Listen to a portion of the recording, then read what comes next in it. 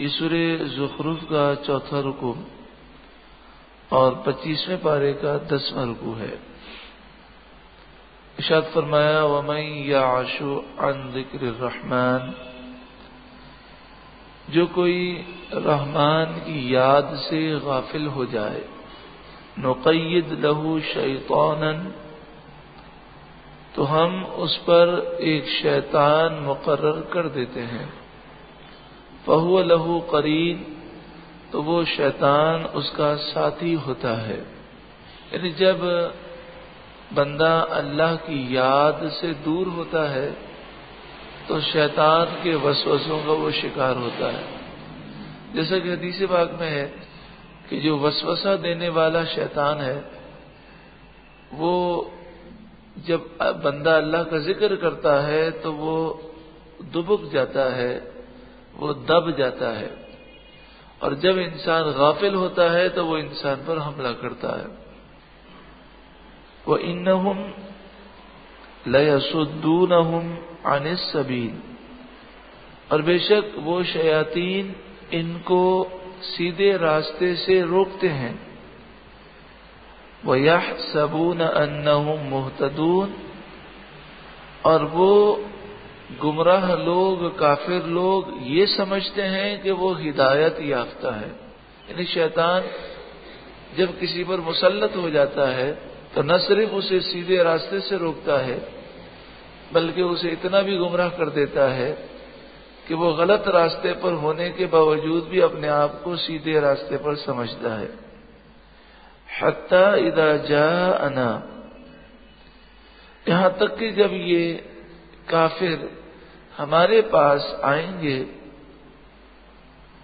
جب یہ کافر ہمارے پاس آئے گا، قالا، تو وہ کہے گا یا لیت بینی و بینک بعد المشرقین، وہ کہے گا اپنے شیطان سے ہائے افسوس، کاش کسی طرح میرے اور تیرے درمیان مشرق مغرب کا فاصلہ ہو جاتا، فبئس القرین، تو کیا ہی برا ساتھی ہے۔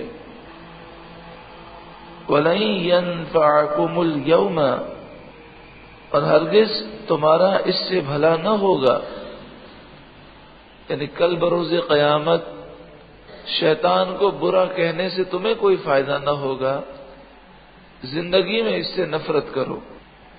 اِذْ ظَلَمْتُمْ أَنَّكُمْ فِي الْعَذَابِ مُشْتَرِكُونَ، جب تم نے ظلم کیا اور گناہوں بھری زندگی گزاری تو اب تم سب عذاب میں مشترک ہو، تمہیں بھی عذاب ہوگا اور تمہارے شیطانوں کو بھی عذاب ہوگا۔ أَفَأَنْتَ تُسْمِعُ الصُّمَّ، اے محبوب کیا آپ بہروں کو سنا دیں گے؟ أَوْ تَهْدِي الْعُمْيَ، یا اندھوں کو راستہ دکھا دیں گے؟ یعنی اے محبوب آپ رنجیدہ نہ ہوں، یہ جو آپ کی بات سنتے نہیں، جو دیکھتے نہیں، سمجھتے نہیں، یہ اندھے ہیں، بہرے ہیں، تو ان کے دل مردہ ہیں، آپ ان کی نافرمانیوں سے رنجیدہ نہ ہوں۔ وَمَنْ كَانَ فِي ضَلَالٍ مُبِينٍ، اور کیا آپ انہیں راستہ دکھائیں گے کہ جو کھلی گمراہی میں مبتلا ہے؟ أَفَإِمَّا نَذْهَبَنَّ بِكَ، تو اگر ہم آپ کو لے جائیں اور آپ کا وصال ہو جائے، فَإِنَّا مِنْهُمْ مُنْتَقِمُونَ، تو بے شک ہم ان کافروں سے انتقام لینے والے ہیں۔ یعنی ان کافروں پر یا تو آپ کے وصال سے پہلے عذاب آئے گا یا آپ کے وصال کے بعد۔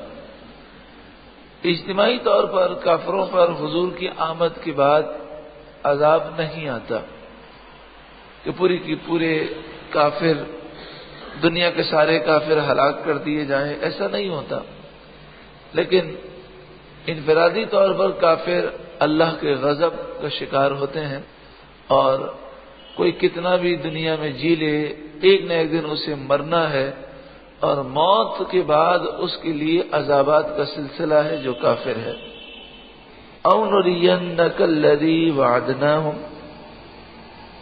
یا ہم آپ کو وہ عذاب دکھا دیں جن کا ہم ان کافروں سے وعدہ کرتے ہیں، فإنا علیہم مقتدرون، تو ہم ان پر بڑی قدرت والے ہیں۔ فاستمسک بالذی اوحی الیک، تو جو وحی آپ کی طرف کی جاتی ہے اسی کو مضبوطی سے تھام کے رکھیں۔ انک علی صراط مستقیم، بے شک آپ سیدھے راستے پر ہیں۔ وَإِنَّهُ لَذِكْرٌ لَكَ وَلِقَوْمِكَ،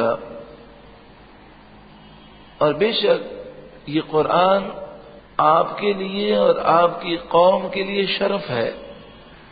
اگر آپ کی قوم اسے مان لے تو اس قرآن کی برکت سے وہ دنیا اور آخرت میں عزت پائے گی۔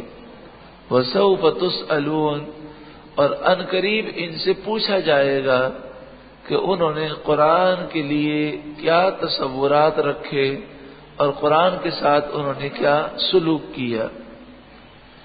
وَاسْأَلْ، آپ پوچھیں، من ارسلنا من قبلک من رسلنا، جو ہم نے آپ سے پہلے رسول بھیجے ان سے پوچھیں، اجعلنا من دون الرحمن آلہۃ یعبدون، کیا ہم نے رحمان کے مقابلے میں کوئی اور جھوٹے خدا بنائے کہ جن کی پوجا کی جاتی ہو؟ تو ہر نبی نے اللہ وحدہ لا شریک کی عبادت کا درس دیا، اور کسی نبی نے اس کے علاوہ کسی اور کی پوجا کا درس نہیں دیا۔ حضرت عیسیٰ علیہ السلام ہو، حضرت عزیر ہو، حضرت موسیٰ ہو، سب کا ایک ہی پیغام تھا، وہ اسلام تھا، سب کا دین ایک ہی تھا۔